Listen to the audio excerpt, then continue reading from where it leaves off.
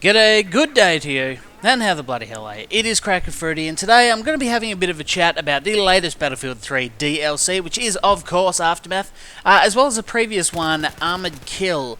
And to help me do that, I'm going to be joined today by a guy called Stilichos. Now, he plays Battlefield 3 on the PC, so he's going to be able to bring us a different perspective. I will put a link to his channel down in the description, as well as an annotation on the screen, so make sure you go and check out that channel.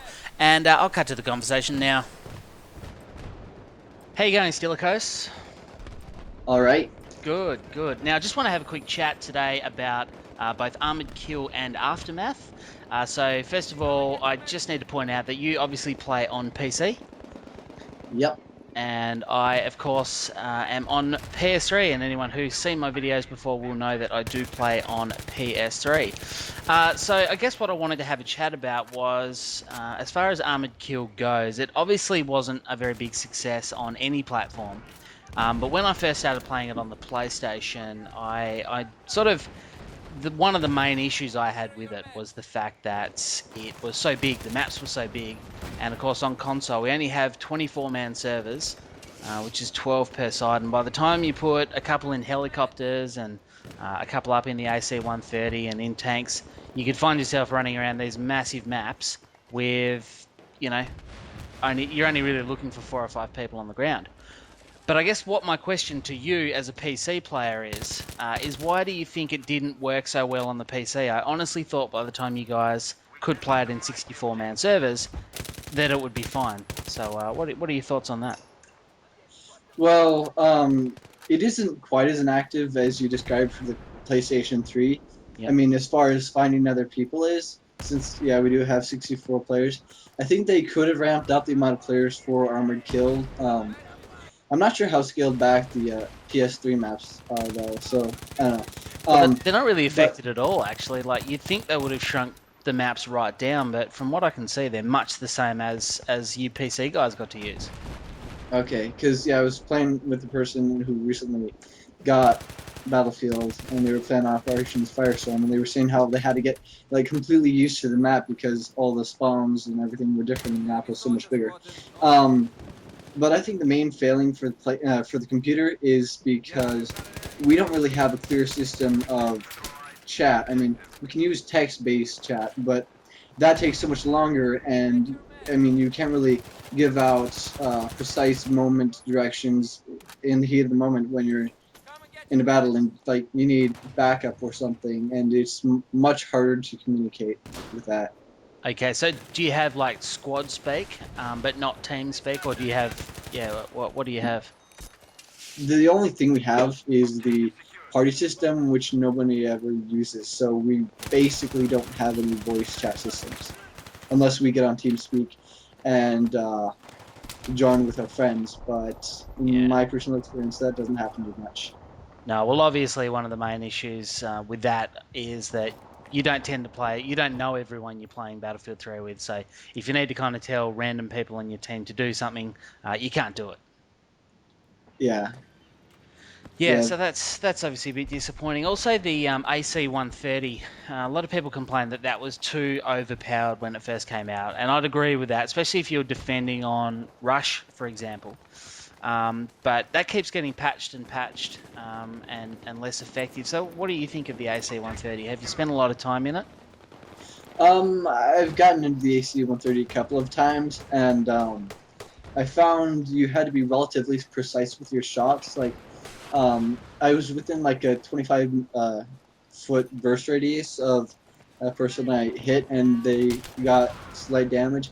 But I had to get it within like 10 or 15 feet in order to actually take down the target. And it has 2 cannons, as everybody knows. And I found out that like the machine gun cannon really isn't quite as effective. I don't think I've ever gotten a kill with that machine gun cannon. Okay. Well, I saw in the latest patch that they removed, I can't think of what it's actually called now, but it's the black and white vision, so you're able to easily see the people running around in white, and they've also reduced the blast radius. So do you think they might have actually nerfed the AC-130 to a point where no one's really going to use it, or if they do, it'll just be as a spawn drop? Well, I think for the novelty of it, people will still probably use the AC-130.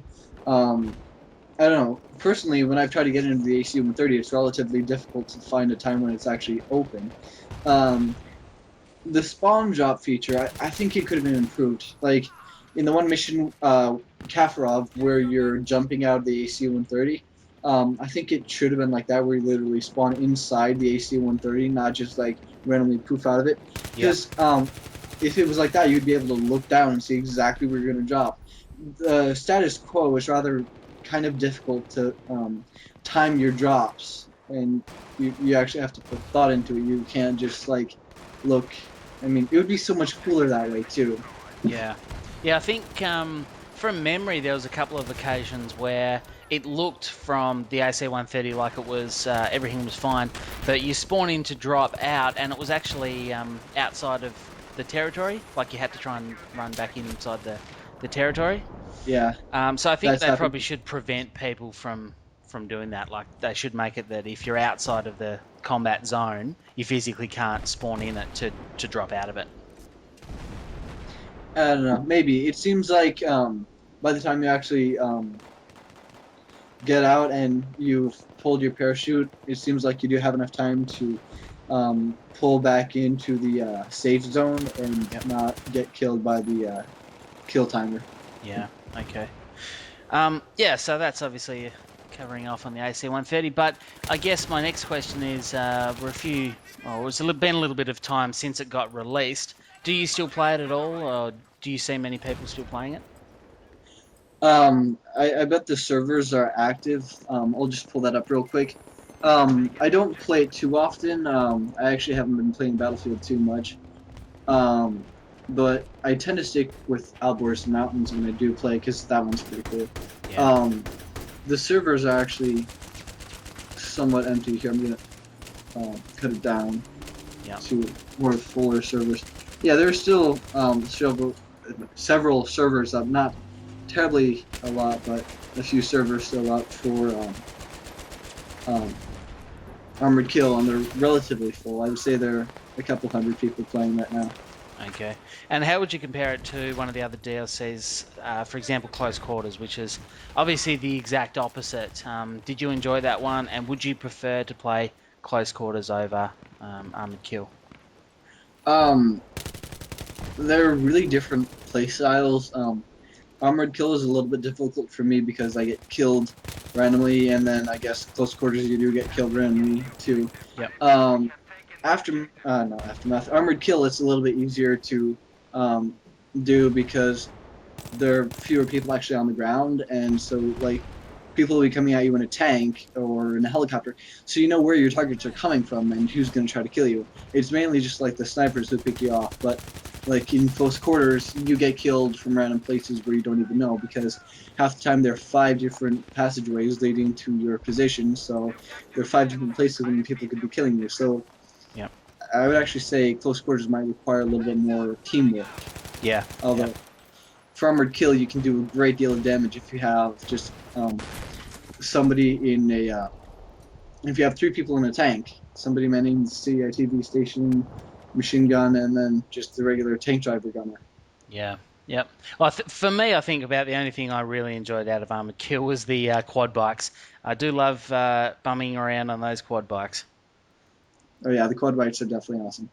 Yeah. Now, obviously, we've got Aftermath now out. I know you haven't had the opportunity to play it because you don't play on PS3, but for me, I think it's probably looking to be one of the best, if not the best, map pack they've brought out. So I don't know if I assume you've got the Back to Karkin one, Yep. and I don't know what you thought of that, but for me, they feel a lot like Back to Karkin maps, but possibly even a little bit better. There's less air support, but yeah, that it feels like it may well be the very next one. So perhaps in the future we could have a bit of a chat about how fair it is for you PC guys to have to sit around and wait for all the console versions to get it first. Yeah. So is it basically like how open Back to Karkan was? Like you would walk down a street and there could be 50 different guys coming in on you, trying to kill you, or is it basically just Like, is it a mix between back to Karkan and close quarters?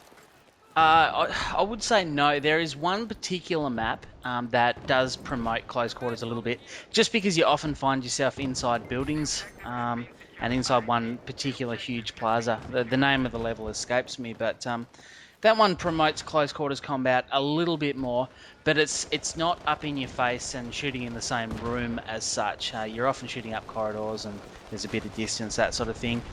But one of the other maps is, there's basically a big highway that runs straight through the middle, and there's earthquakes and aftershocks and that sort of thing going off the whole way through it.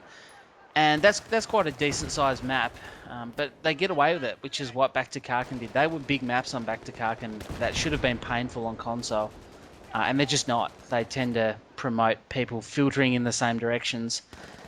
So yeah, I would say that maybe they're not quite as big as the Karkin maps or the biggest Karkin map, but yeah, they're still fairly big maps. And if you thought Close Quarters was a bit too close, it's really nothing like that. I think it probably takes the best elements of that, as well as the best elements of Armored Kill for what few there were. But yeah, that's. Did you have any other questions about that before you get the opportunity to play it in a few days' time? Nope. That was pretty much it. Alright, well we may as well wrap the video up here, so hopefully you have enjoyed watching it. If you have, remember to give it a like, head on over to Stilichos' channel, give him a subscribe, and if you're new to my channel, also hit subscribe here, and I'll chat to you next time.